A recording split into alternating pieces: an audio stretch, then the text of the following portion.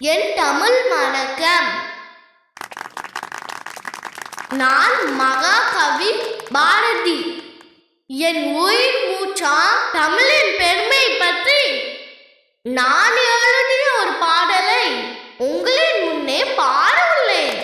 மீச கூட நீதான் ரெடி பண்ணியா? ஆமா.